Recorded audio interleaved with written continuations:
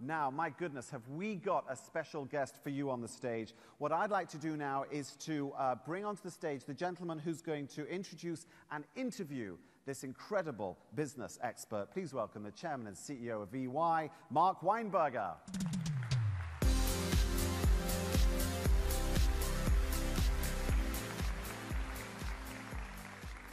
How are we doing?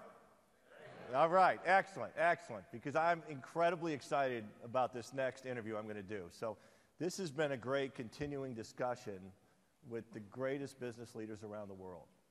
Yesterday, hopefully some of you, mostly, hopefully all of you, were here to see Howard Schultz. We had a great discussion and great questions from the audience. It was just super. Tomorrow we'll be with Sir Martin Sorrell from WPP, one of the largest and the largest media and entertainment companies around out of the UK.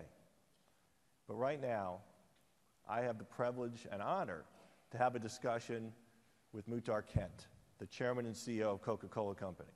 And I say that because, and I'll give you some of his background, as I always do in these things, but because Muhtar is not only a great leader, he's a great friend of mine. And if I think of the few number of CEOs that are on the Rolodex of CEOs, when they have a tough issue, when they have a question, when they need something to just bounce off of somebody else that's controversial, Muhtar is always on that list. And I've never known of a situation where he hasn't picked up the phone, no matter what he's doing. He's running a very, very large company all over the world. So that's why it's my privilege to be able to bring him out here and get you to know him as well. Not that you're going to be on his speed dial or vice versa, but you get to see what I think is a true CEO. Not someone who just runs a great business, like you heard yesterday from Howard, not someone who's just socially minded, but someone who, as we talked about, never forgets who you are and where you came from, and how to help other people is how you get ahead as well. So now a little bit about Muhtar. Very international upbringing. And it served him well, frankly, as he's built his roles across the company. He was born in New York. He has a Turkish father who was the consul general at the time.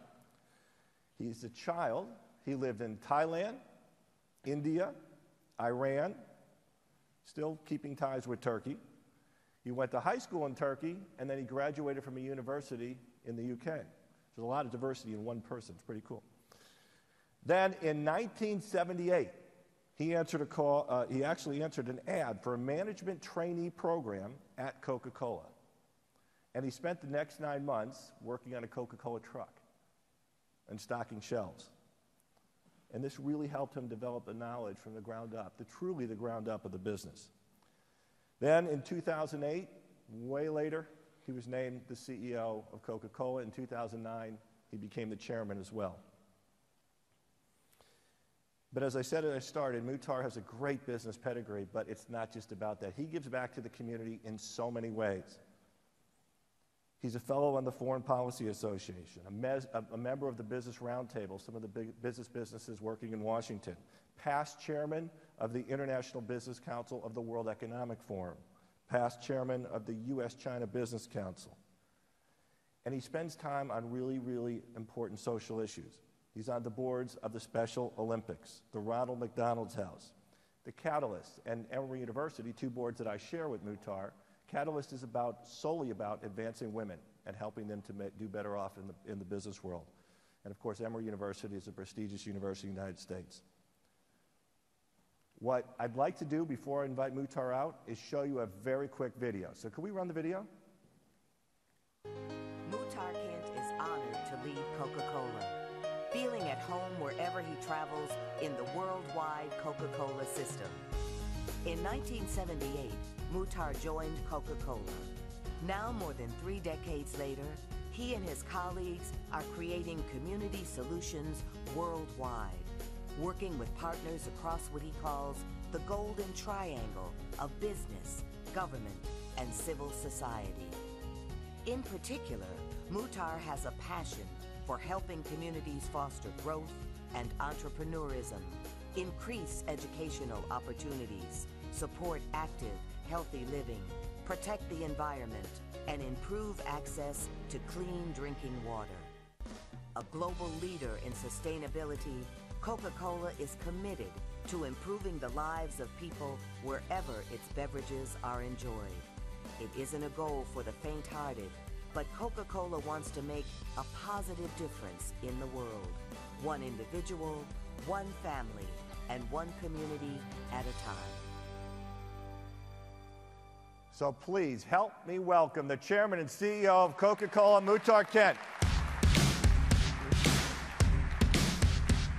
All right, buddy. You're over there.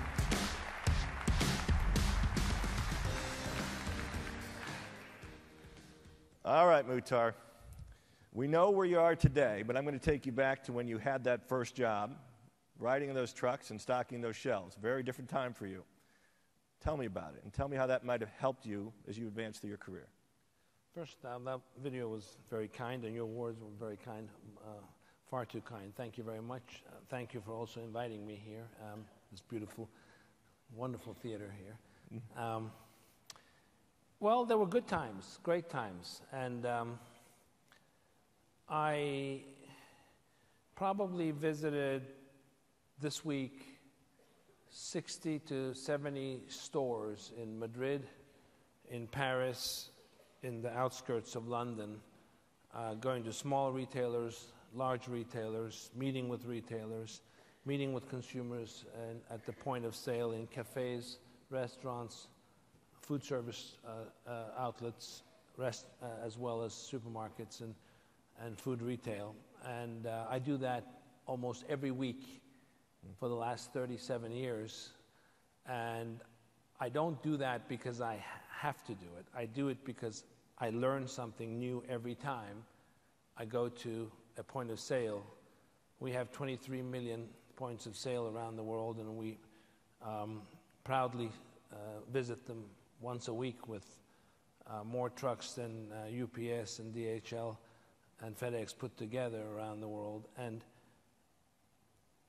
those times that I spent on trucks is what got me to understand that if you lose the connection in a consumer business where the dollar changes hands, then, and from that dollar, everybody has to make a living.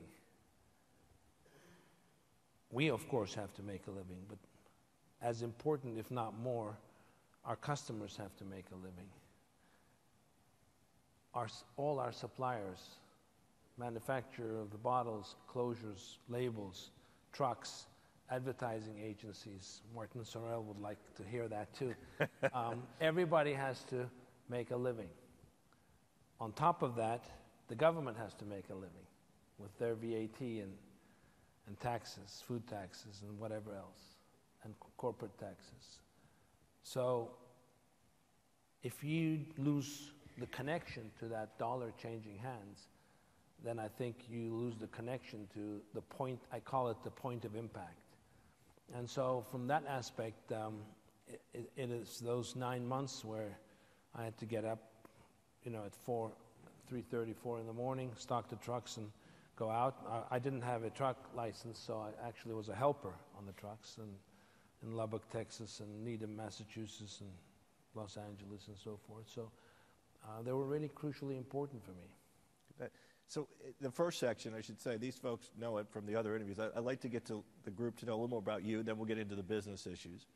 So let me ask you this tough question, maybe you haven't thought about it in a long time. If you answered this ad, but you didn't get the job, what would you have done? What would you be today? I'd have tried to be a Coke bottler. They negotiate well, I think I would have been an entrepreneur one way or another. I just love small businesses. We do a lot of work in the world with small businesses, and both my children are entrepreneurs in the U.S. I think, I work on the principle of where there's no risk, there's no reward, and I think that's helped me to where I am. But I think there's a lot of, this is all about entrepreneurship, and I think the world and the 21st century in particular belongs to the entrepreneurial spirit. That's great. Well, it's interesting because, and I know you're good friends with Howard, that we spoke yesterday. And he talked about humility first. I mean, I don't direct where you're going to go with these answers, of course. First thing you brought up is empathy, understanding your clients, understanding your workers, understanding how other people have to make a living. Were you born with that? Did you develop that? Is it a business skill? I mean, obviously, it's crucial to the success that you're talking about. Yeah, I think, if you ask me one question, what do you lose sleep over? I would say the first, second, and third word will be arrogance. And I think the opposite of that is to have humility, to carry your own bag, to make sure that you don't lose touch with the point of impact, to want to go and talk to small retailers, genuinely like that, not do it as a show or something you've got to do. And I just love that. And if I go into an office of the company, the first photograph I'll have taken is with the receptionist every time. And I think so many cases in politics and business, in social life, things have gone out of kilter and cars have gone off the road because of arrogance and because of lack of humility and because of lack of quote unquote carrying your own bag. And so that, I think, is something that is really important. And that word, carry your own bag, was always, I had a mentor in life, and I got that from him, and it stayed with me all my life. That's awesome. It's a wonderful story. I'm not sure Bill Ford, who was with us yesterday, would like the analogy as cars go off the road, but everything else was perfect. Let me ask you, I talked a little bit about your background, very international. You have been growing up, you grew up around the world, you travel around the world. Today, how important is that, to have that perspective? I think that today in the world has become more connected than ever before. And the world has become smaller than ever before. Yet at the same time, there's counterintuitive forces for increased localization, the importance of increased localization. So I think if you run a global business, you've really got to understand cultures, understand languages, understand what is important to people in different parts of the world. Multicultural is something, you've got to be comfortable of living in Munich or Mumbai today, in today's world. And those are the kind of people that we seek a lot in our business. People with a great affinity to different cultures, because at the end of the day, that diversity is what brings to life better ideas. The diversity, the differences in thought, the differences in culture, the differences in ethnicity, the differences in religion, all of that brings people together for a common cause, and it results in better decisions for businesses, for countries. Gender diversity is crucial. Cultural diversity is crucial. So it kind of reminds me, I've obviously talked to you many times about this, but your theory of leadership was kind of constructively discontent. Could you explain that for the group here? Well, again, we are blessed with some of the greatest brands in the world. I always describe it as follows. I've traveled to every corner of the world. Papua New Guinea, villages in Africa, villages in South America, in the mountains. There's never been a place in the world where I've gone where somebody has asked me, what do you do? And I say, I sell Coca-Cola. And I've never heard someone say, what is that? And so that can actually... And that can actually lead to a lack of humbleness, because that brand, that card opens doors And so we've got to, it's really important to treat that in the right way and not get overwhelmed by that. It is, but what is amazing, we'll get to your brands in a moment. And I tell all my people all the time, think of you not having that card. Will you still be as welcome? Treat everyone as if, no matter who, if you meet someone who asks you for something on the street, treat them with dignity and treat them with a way that you will see them again. And sometimes when you have that red bottle on your card and the Spencerian script, it can change the way you behave, and it shouldn't. That's the most important thing. Well, that goes to your culture, that goes to your values, of course, and I'd love to get your views though, because Coke has been around a long time, and you're a big company, as you said, you're very successful, but you have to rethink all the time what's next. And so, how do you keep that innovative culture as you grew and as you scaled? Yeah, and that goes back to constructively discontent, and that goes back to ensuring that you remain ahead of trends, macro trends around the world. Consumers are changing so fast. It used to be, for consumer goods companies, a monologue with the consumer. You made good products, good packaging, good distribution, good advertising, treated your retailers with respect, but you always had a monologue. You sent out things. Gone. Consumers want a dialogue, two-way conversation. It used to be create positive consumer impressions. That will create demand, consumer demand. Gone. What you have to do is create positive consumer expressions about your brands, about your products, so they talk about it on the social media, in the social networks, in the connectivity of the world. It used to be about mass marketing, mass. Today, it's about mass personalization. Everybody wants mass personalization, including you. Hey, look at that, that's great. What does this one say? Oh, look at that. And this one says EY. That's awesome. That's great. I think I'll have a Coke. I don't want to open this one.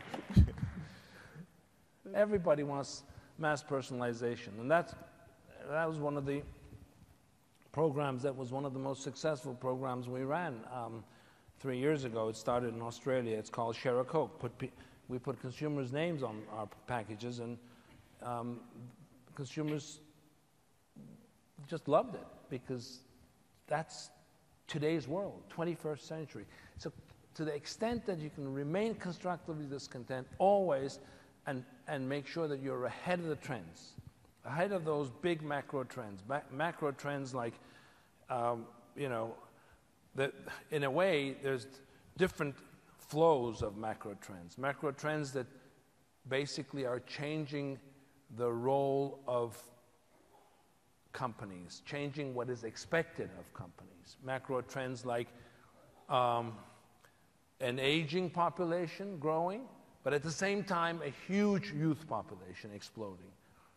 Macro trends like changing economic forces in the world and shifting economic forces in the world from one region to another, power of economics. Macro forces like resource scarcity of all kinds of resources, energy, water, time, all kinds of resources. Those are macro trends. How can you stay ahead of those? And then other macro trends like that are consumer-related macro trends. Huge, new created middle class in the world, 800-900 million in the recent decade. A lot of it in Asia, but every part of the world. Hyper-connectivity that we've never seen before. We're expecting 1 trillion devices connected by 2020. 1 trillion devices. Today, the sun rose in Monte Carlo, by the time it goes down, there'll be 580 million tweets. That is probably, that is 580 million more than 10 years ago when Twitter didn't exist. Many may be about what you're saying right now.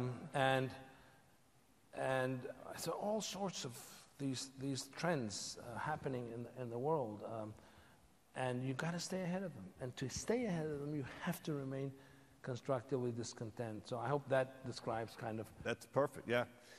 But it underscores two things. The importance you have to operate for today. You have to execute, especially when you're a large public company with lots of shareholders, increasingly activist shareholders, and watching what you're doing.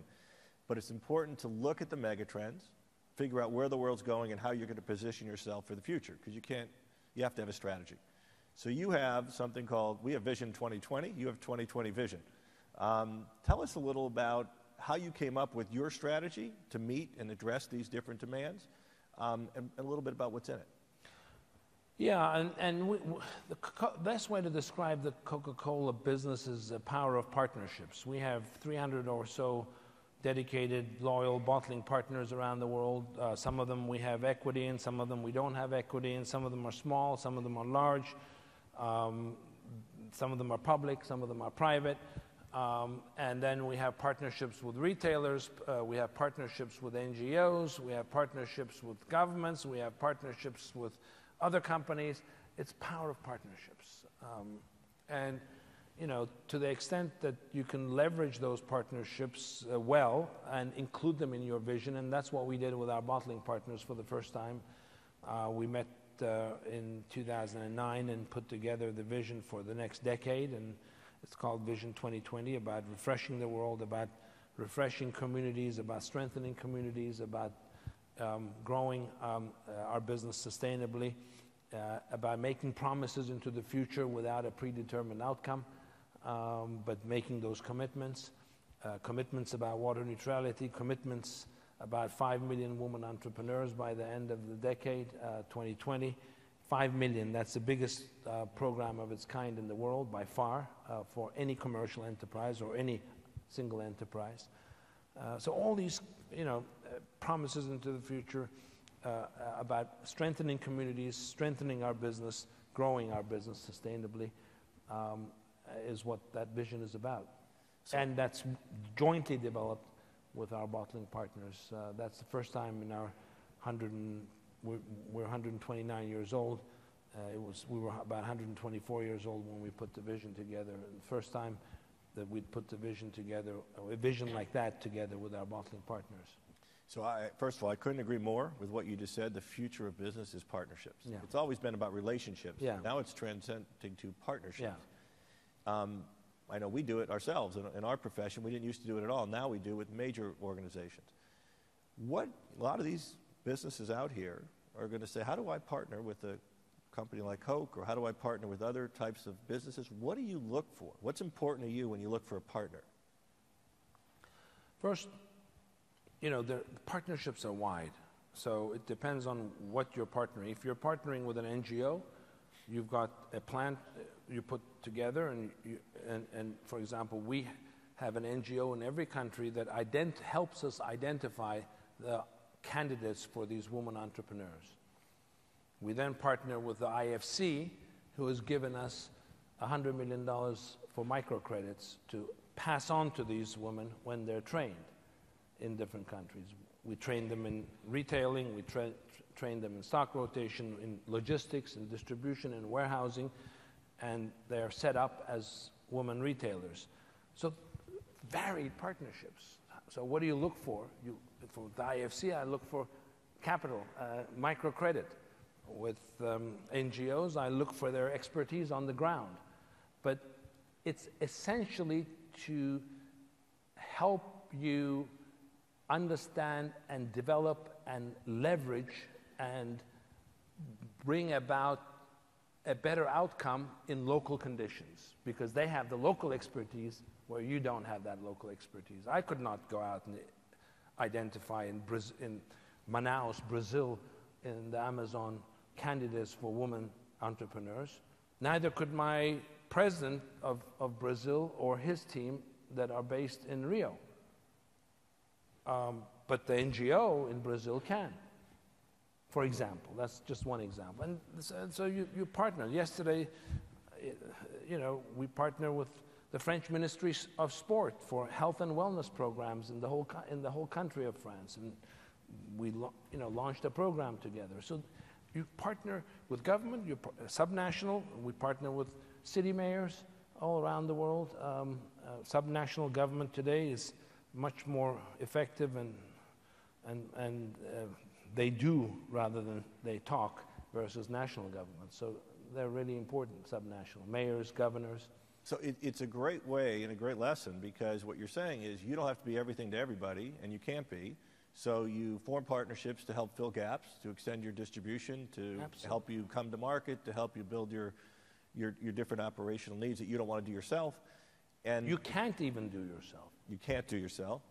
So one risk, though, clearly, one of the most iconic things about Coca-Cola is the brand.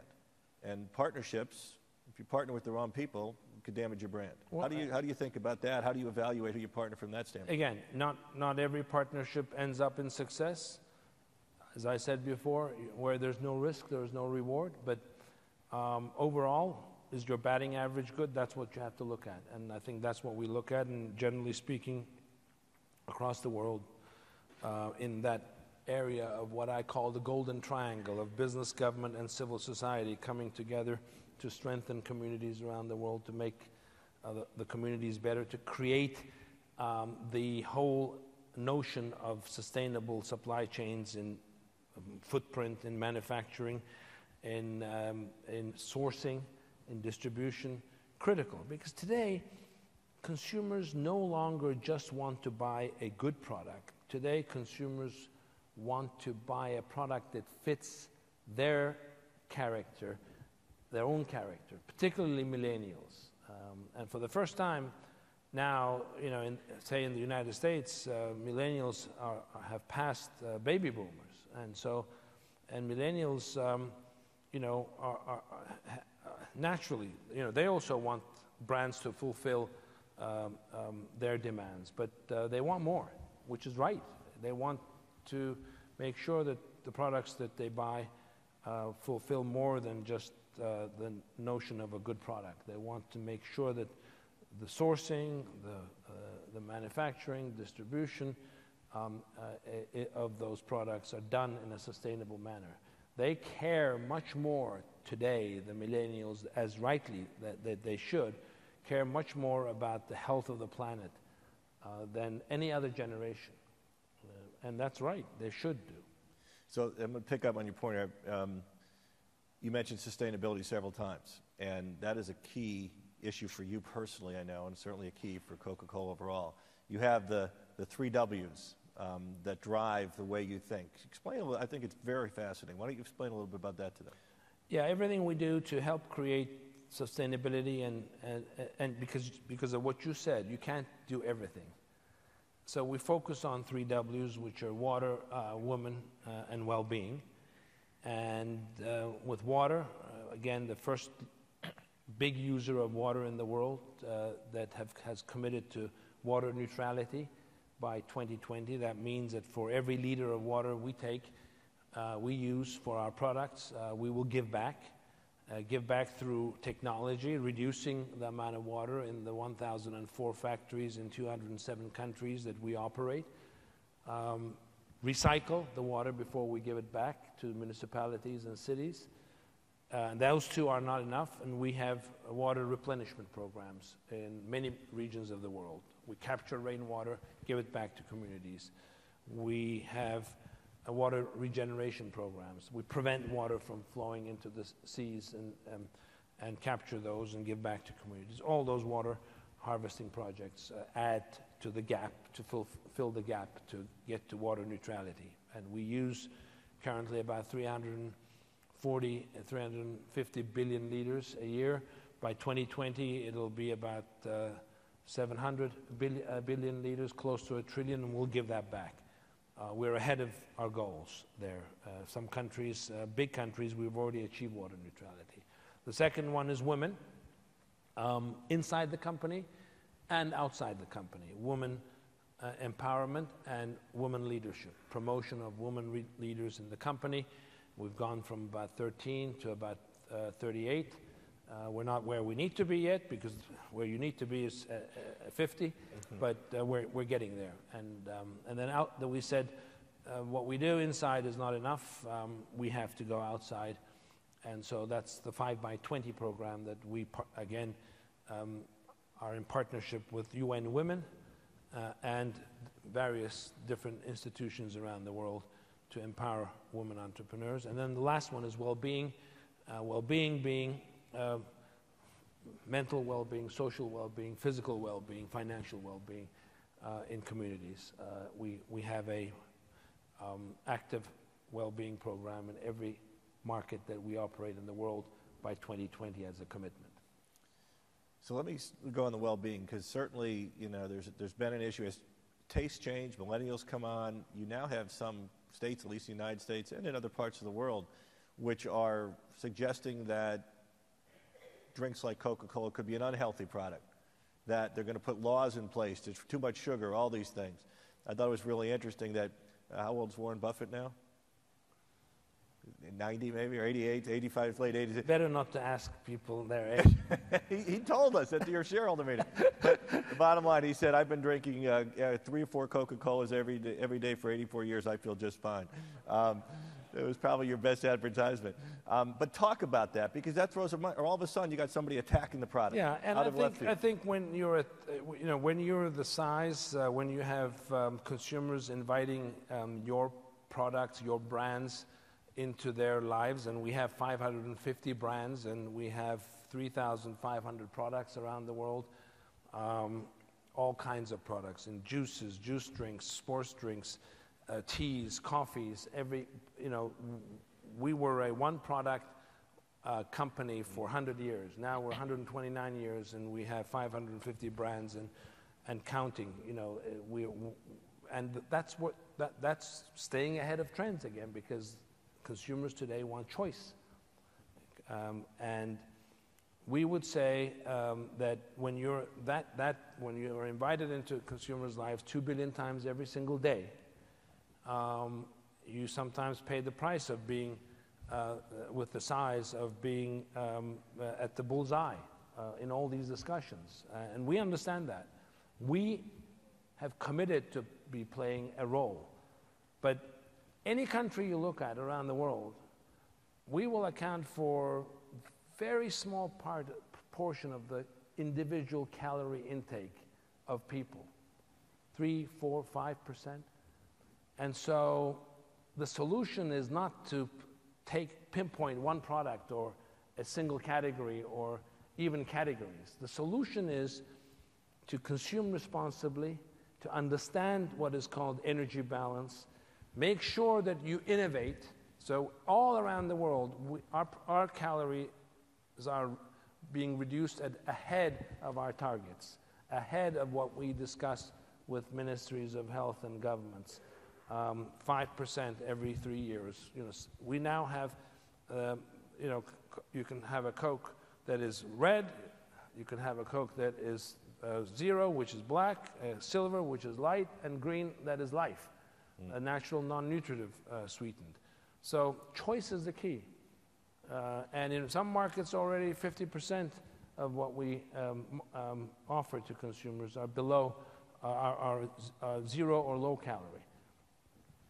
We're one of the largest manufacturers of spring water and different waters, waters with vitamins, waters without vitamins, water with bubbles, water with small quantities of bubbles or no bubbles still. So choice is important. But the other important thing is to make movement fun. There is one thing that unites the world, no matter what culture, what country, where you are. Consuming calories are more fun than spending calories. That is uniform for the world. So how can Coca-Cola play a role, an important role, in making sure that spending calories are a little fun? There's a little bit of excitement and fun that goes into that. And that's what we see as our important role, getting people to move bicycle programs, movement programs, partnering with cities all around the world, with mayors, and that's what they want. Everywhere I go, when I meet city mayors, that's what they welcome, because no matter what social problem you face today in the world, governments cannot solve it on their own. Businesses cannot solve it on their own. NGOs and organizations that are civil society type organizations can't solve the problems on their own. It has to be what I call that golden triangle. And partnerships. Collaboration, partnerships, commitments into the future without a predetermined outcome, which is actually, in my definition, one of the best ways to describe success, is making a commitment into the future without a predetermined outcome. So most people here, I'm sure, don't realize, you said something fairly quickly. Everyone knows Coca-Cola, as you said. 500 brands, 17, I think, which are more than $1 billion in revenue. How did you get to 17 different brands from Coca-Cola, 500 overall? How do you know when you have too many? How do you focus on where you should be? Is it culturally driven or geographically driven, or what? Well, you know when you have too many, when they don't sell. So it's pretty simple in our case. If they don't sell, then you know that you don't need those brands. And so the important thing is, as I said, the world is a global village, but at the same time, localization is critical in the world. So many of these brands are very local in their communities, in the countries. And again, what brands that we have in China or the brands that we have in Vietnam, they're not all the same brands that we have in Minnesota. And that's the way the world is. You just have to be versatile, and that's the spirit of a large corporation, understanding local tastes, local trends, and being entrepreneurial about it. That you don't want to just go out and say everything that I have will work everywhere. They will not. It will not. It does not. That's great. I have a couple more, two more business questions. Want to get to some personal questions, and as always, we'll open it up to the audience. So please start thinking about questions you're going to have for Muhtar. I guess, Muhtar, one question a lot of people would ask is, you have expanded from Coca-Cola to many different brands. Are you thinking about getting into different types of products at all at any point? Is that something that's in the drawing board? Different types of, if you say different categories of business other than non-alcoholic beverages, the answer would be no, because we are blessed with one of the most dynamic consumer goods categories in the world. It grows, it generates great excitement. Refreshing the world is a tremendous honor for us. But if you talk to me about, are you looking at getting innovative technologies in order to enhance your consumer propositions, the answer is yes. And I'll give you two examples. One is the freestyle machine, which we have in many parts of the United States now, about 28,000 locations, but also now moving into Europe and moving into other parts of the world, which is a dispensing unit that leverages medical technology from microdosing and can now dispense up to 130 drinks in a single unit, as opposed to legacy equipment that would give you only 6 different beverages.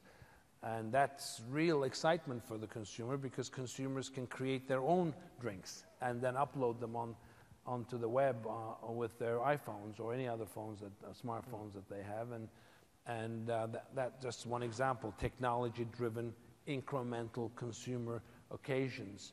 And then the other piece is our partnership with Keurig Green Mountain, which is a technology company that was essentially in hot coffee pods with dispensers at home, brewing at home, and now we're launching a cold system, a Keurig cold system that will be able to dispense through pods Coca-Cola, perfect Coca-Cola servings, or many other of our brands at home.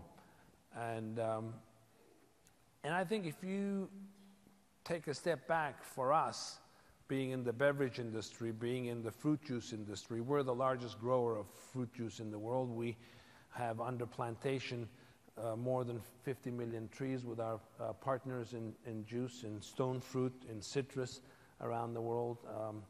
And again, if you take a step back, in the next 10 to 15 years, and that's good enough for perspective for the time being, new beverages, innovation in beverages, beverage brands will be created in 3 different ways. Not 2, not 4, 3 different ways. And again, think of it as a triangle. They will continue to be created in ready-to-drink packages, whether it's small cans or other kinds of packages, but certainly packages, and certainly sustainable packages. So our PET bottles now are being made partially from sugarcane waste. And again, on sustainability, just a parenthesis, to the extent that you can convert in your business waste to resource, that's what sustainability is all about from our perspective, and create stronger communities as a result also. So one way, ready to drink. The second way is at the food service outlet, in a restaurant, in a place to eat outside. Again, technology, like Freestyle, drinks will be created there. The third is at home. Consumers will dispense beverages through technology at home, cold and hot. Sometimes hot brewed over ice. So they'll just take a iced tea pod, put it in the machine, put ice in a glass, press the button, it'll come, there'll be cold iced tea for you instead of hot tea. Similar to also coffee. All these things will be created.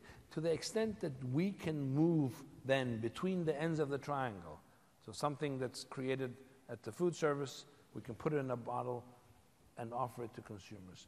Vice versa, put it in the home. Take it from the home, put it in the bottle or put it in the restaurant. Fast, rapidly, effectively, that will be the definition of success. See, it's remarkable because, you know, this is you're taking the brand to the limit but not going too far. So you have a terrific brand, you're global, you have a great distribution system. Brands. You're global, you have a great distribution system, very smart people. What businesses sometimes do is say, then with this, I can translate it into that and that and that. And sometimes they go too far, sometimes they don't go far enough. They miss opportunities. So you're saying for you, within the liquid consumption of beverages, you're going to keep expanding, but not into other types of products. Yeah. Because we see so much potential in what we're doing that we don't want to lose the focus. Good. All right, couple quick questions on closing here for advice for the audience. But before I do, and then open it up, would be you have talked in the past about the impact of your father and on you and how it's helped instill in you different things. And what was it? What did they teach you, your parents? In one word, just relationships count. And that's really why I never eat alone, and you don't miss that occasion to break bread with anybody. It's a big waste. And I think, I tell everyone in my business, and I tell, when we talk with partners, relationships are critical in the world today for political issues, for government issues, social issues, and business issues, and family. And one of the things that worry me about the very young generation that is growing up with connectivity is that they don't look enough at each other's eyes when they talk. And that's something really important in the world, I think. Contact eyes. So I think, you look at how much technology in the last 15, 20 years has developed, and everybody thought, the airlines are going to get killed. No one is going to travel anymore. Everyone will have meetings with video cameras and so forth. But no, travel has increased exponentially despite technology, because there's nothing that replaces one-to-one human contact in the world. And then the other thing is that's really important, I think, that I learned is that, in order to like people, you have to like people and being with people to have good relationships. But it has to start with, in the morning when you get up, looking at the mirror, liking yourself. If you don't like yourself, you can't like other people. Don't like yourself too much, but, All right, so for these folks out here who want to be the next Coca-Cola or perhaps in a different industry, but to scale up, get great brand, build great partnerships, become well-known companies with a soul or conscience, as you're describing, what advice do you have for them? Look, I mean, I think there's nothing more exciting in the world than creating your own businesses, partnering with small companies, SMEs. I'm the current chair of the B20, which is going to meet with the heads of government at the G20 meeting, and one of the big important initiatives we have is supporting SMEs in the world. And I think that, without small companies being dynamic and developed in any country, that country's economy can't grow. And I think entrepreneurs are key to the creation of SMEs and small and medium-sized enterprises. And I think we have a role. Because another thing that we all have to deal with in the world is youth unemployment. Huge issue in the world. And that can't be dealt with unless there is a meaningful way we all support the entrepreneurial spirit development, apprenticeship programs to support, create bridges of funding for good ideas. And that's why we have a belief that the best ideas are not inside the Coca-Cola company, they're outside. And that's why we have, like in 6 different locations in the world, incubation centers around the world to make sure that those ideas don't get trampled on inside the big organization, because they always do, trampled on, and they die. And to keep them alive, keep them going, incubate them until they're in a pot and they're growing before we can plant them somewhere. And that's really my advice is that you need to make sure that you understand these partnerships, these connections that can help you, because whether it's funding, whether it's mentoring, whether it is access to markets, whether it is access to your products, it can't happen without you being open to those partnerships. It's great advice, and it's kind of interesting fact for all of you out here. For this conference, we actually did a survey, and we talked to both entrepreneurs and younger people, just generally, a couple thousand younger people, and actually 75% of them, I don't think this would have been true 5-10 years ago, 75% of young people who answered the question said that they would like to be an entrepreneur. Doesn't mean all today. Some said, I'd like to go and work in industry, then go have my own business, or I'd like to. 25%, they already said they had a blueprint. And these are people who are currently in school or, young 20s. So it is remarkable, to your point, about how that will fill a lot of the job requirements that we need. We will not get otherwise. So last question before we open it up would be, we talk a lot about the legacy that people want to leave, because you've articulated very well that it's not just about the dollar, it's about how you do it, not just what you do. And all these folks, that's a big issue for entrepreneurs. What, with all your tremendous career and everything you've done, what do you want your legacy to be? I think a system of partnerships that really can continue to flourish in the 21st century, and with increasing success of connections with the community, of building stronger communities as we build our stronger business with innovation, applied in technology and creating the choices for consumers into the 20th century, 21st century, and to do that, to leave a team in place that can do that. That's the legacy. Not a year after you leave, but 3, 4, 5 years after you've left, that you can see all of that flourishing with that team. Terrific. All right, let's bring up the lights. And let's see, please raise your hand. We got mic runners. We got one over here already. We got plenty already. So let's see, I'm going to ask somebody, you got to find a mic to go over. And Mark is not going to pull the trick now that the mic doesn't work. You got to use mine and get real close. So hi, I'm Ayman Ismail, and first I'd like to thank EY and thank you, Mark, for such a fabulous event. That's my first time here, and it really buzzing with a lot of energy. So thank you so much for EY. I mean, everywhere. Secondly, I think Mark, you should consider being on a TV program. I mean, you've been asking some great questions.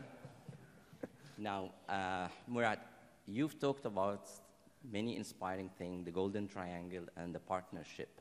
But I guess for me, and I'm betting that for many other people, for a category that's categorized by the most fierceful competition, I think this interview won't be complete until we hear your voice and your thoughts on how is Coca-Cola going to deal with, the PepsiCo, as a company, and what's your view on how's PepsiCo doing right now, and also some of the new competition that's coming into many of the European markets right now, like Green Cola, small, company, but coming with, the healthy ingredients and actually building share very, very fast in many of the European markets. Thank you. Sure. What I would say is that we always respect our competitors. You mentioned one, and all of them, big and small, and so we deal with them by making sure that we have the strongest, the best brands, the best and necessary amount of consumer communication, the best consumer communication, and building brands. Our business is to build brands, sustainable brands. We built $17 billion brands. Very soon that number will go over 20 and keep on growing. That's our business. To the extent that our brands are strong, we don't have to, in any case, worry about continuing to grow. Growth is the key, ensuring that we can grow our top line, have enough funding for our brands, and have enough funding for the communities that we serve. That's the key. So that's on competition. On green, we have our own green. It's called Coca-Cola Life. And it's in a green bottle, and a green can, and a green label, and it's naturally non-nutritive, naturally sweetened and non-nutritive. And it's low calorie, and we're very happy with the progress. It's already in 17 markets in the world, started in Chile, and now it's in Asia, and Japan, and Australia, and New Zealand, and in Europe, and the United States, and it's doing very well. Good. We got a mic? Okay, right here. You got a mic? It's easier to ask the question. You go first, yeah. Good afternoon, Mr. Kent. Isabel Albers from Brussels, Belgium. I have a question about partnerships. You talked, Mark already mentioned that some partnerships might be a threat to your very strong brand. Now we all know Coca-Cola Company is one of the longest standing partners of FIFA. We all have seen what has happened in the recent days. How will you react upon that, and what might be the possible threat to you as a partner too? Sure, it's a great question, and this week was the start of a repair of an organization that is badly needed to be repaired, and obviously leaving an organization, announcing resignation from an organization 4 days after being elected is not something a normal run of the mill. So you can imagine what happened to have that happen. And so I think it's certainly the beginning. It's not the end. It's a long road. But from the perspective of recreating a 21st century, much needed 21st century transparent organization, it was a good week from in terms of a starting point. Great. Great. All right, we'll go there and then we'll come over here. So back there first and then we'll come right over here. Hi there, good afternoon. I'm Johanna Mugogi. I'm an entrepreneur from South Africa. And I think if you look across the room, you'll be able to see that there's very few female entrepreneurs here present. And I think for me, my question to you would be, how can economic inclusion of women be accelerated? I think more importantly as well, how can big organizations like yourselves, inspire, encourage, and I guess empower women so they can get to senior position in greater numbers? Right. Number one, men have to take an active role. Number one. It can't be without that because the numbers are not equitable to start with. So men have to take an active role, commitment. Secondly, it can't be done as a charity. It's not sustainable. So the way we do it is these 5 million women entrepreneurs that are created, many of them are women retailers. They will sell our products when we're very happy, but they'll sell hundreds of other products for other brands, other companies, other categories. We're fine with that. But they help our business by becoming loyal retailers of our brands, distributors of our brands. So you can't do this purely as a charity. And when they flourish and when they succeed, they always hire more women. And so you've got to make sure you have a commitment, partnerships with NGOs, find the funding. IFC funding is really important here. Make sure that they connect, what you're doing connects into your business. If sustainability in any way, anything you do, in our case 3 Ws, does not connect to your business, it can't continue being successful.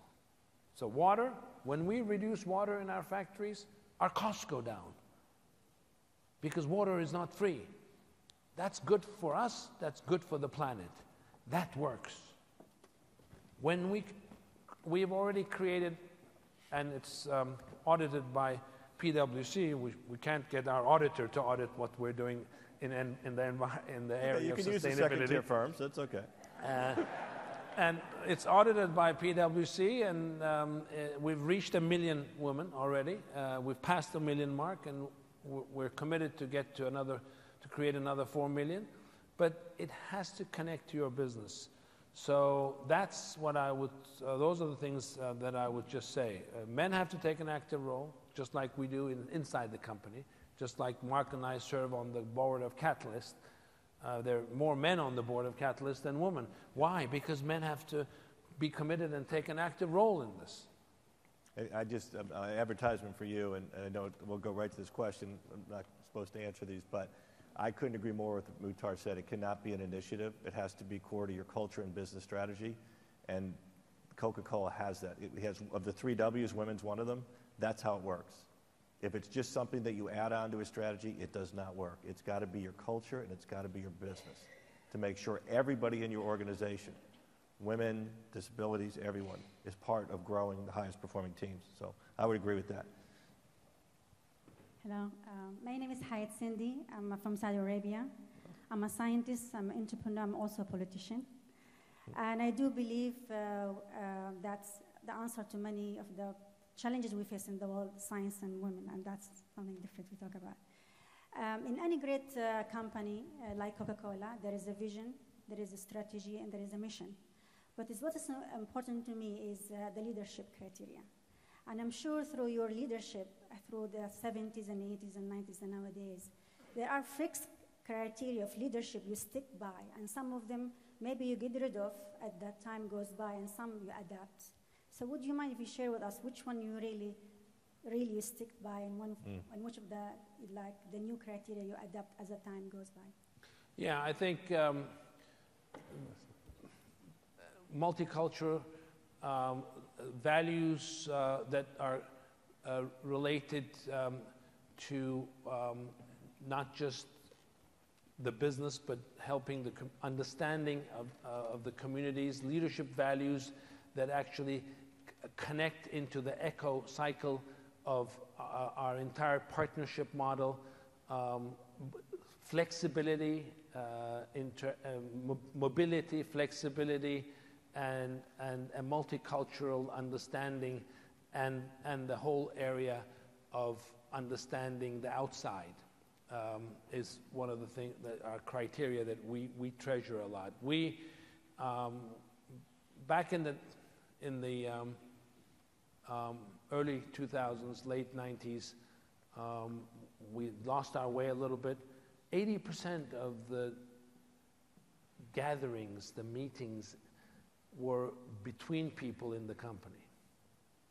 One of the first things that I tried to do was take that culture and kill it, so that we have now 80% of who we meet with are our outside stakeholders. If you don't touch your outside stakeholders, whether it be bottling partners, customer partners, other partners that we have business relationships with, governments, NGOs, share owners, you can't create value. And so now it's 80-20 the other way.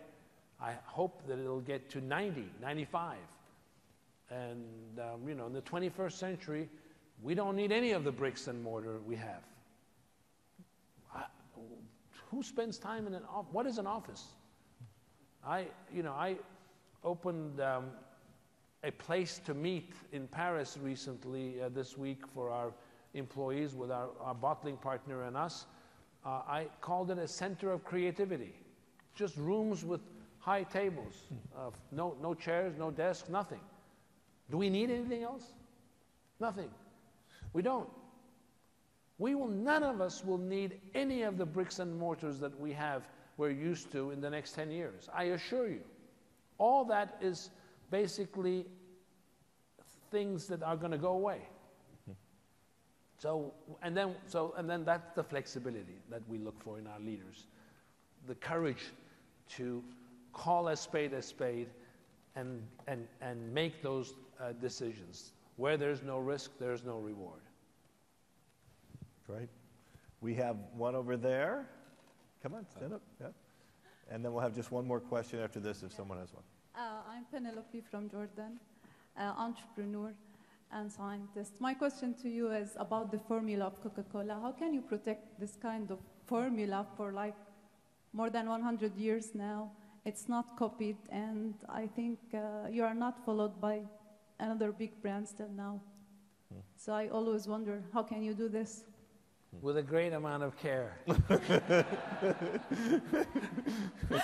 Just a scientific answer, please. With a great amount of care and a few lawyers. I'm sure Muhtar is not going to give you a scientific answer, so I won't make him wiggle over here. We got one right up here. Well, this will be our last question. We got a mic right up here? I thought you had one. I'm sorry. Why don't you ask one in the interim, and then we'll do two more questions. One back there, and then can we get a mic up here in the front for one more question? Good afternoon. First, I want to say thank you. My name is Dab Gurma. I'm an alumni of the Network for Teaching Entrepreneurship, and I'm a sophomore at Babson College, and I also am a youth entrepreneur. So first, I want to ask you, what characteristic do you prize internally for Coca-Cola, and what makes a successful entrepreneur? Thank you.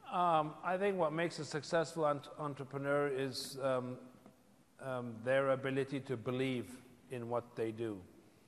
And I see that in my own son. He has a startup between California and New York, and with his 2-3 friends who set up this company. They believe, and I think every entrepreneur, all of you believe. And we have a network called the Young Global Shapers. most of them are entrepreneurs. We have 360 hubs around the world now. They're between the ages of 18 and 25. And I set this up with Klaus Schwab of the World Economic Forum because I was tired of listening to the same things on stage at the World Economic Forum. All of us, you know, in our ages, government, business, subnational, NGOs, all similar ages, talking about the same problems in the same way. And I said, Klaus, it's about time we changed. We brought some young blood into the stage, the main stage. Every time we have a panel, let's get a young person in there. They had the young global leaders that were around sort of 30 to 45 years old. But I said, let's go younger. And we've created this Young Global Shapers. And there's Reliant Indian company, we, Citibank, and we've set up this, this great network of young global shapers. Every city I go to in the world, I connect with them. I was in Paris, I connected with them. I was in London, I connected with them. I was in Madrid this week, I connected with them. And every time I learn something from them. And the learning is that they believe. They believe in what they do. They believe in their values, in their beliefs that they want, how they want companies to behave, how they want themselves to behave. And it's a great network. And I would urge you to look up young global shapers in your own communities, young entrepreneurs. They're a great group of people, and they're all mostly entrepreneurs. And I think the dialogue is changing.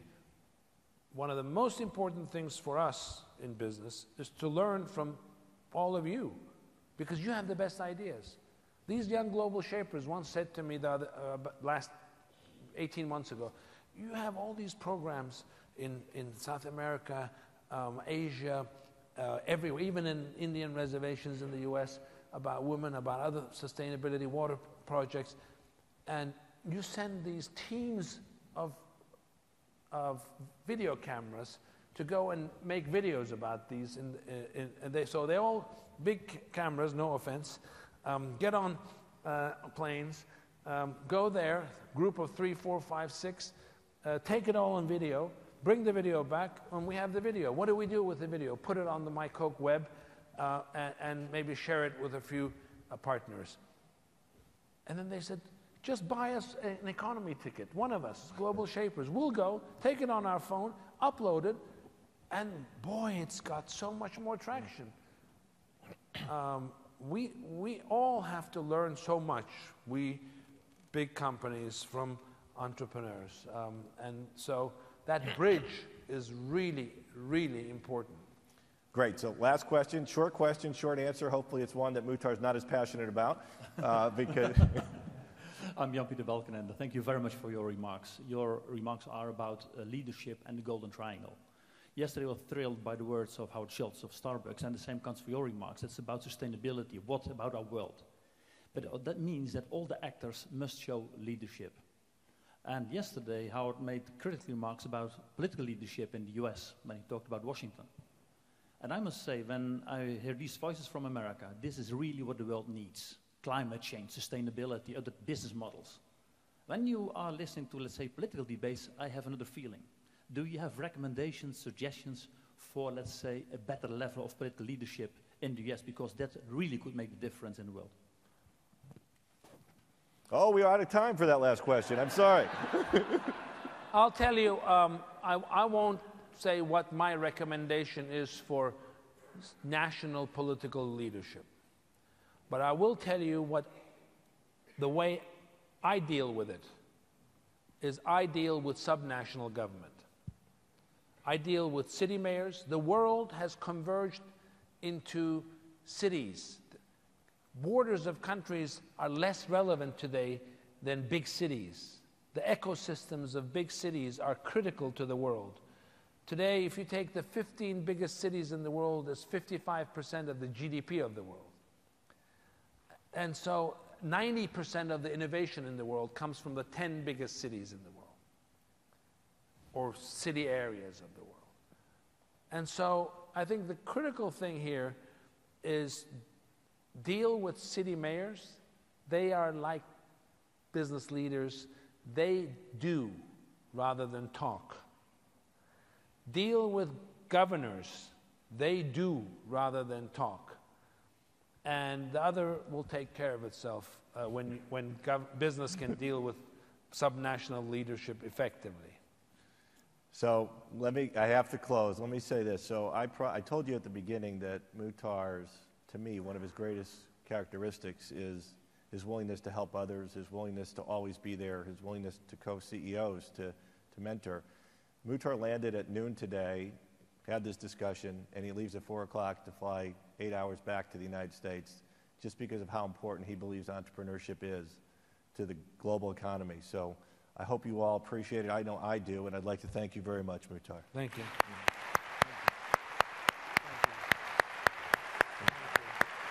Thank you.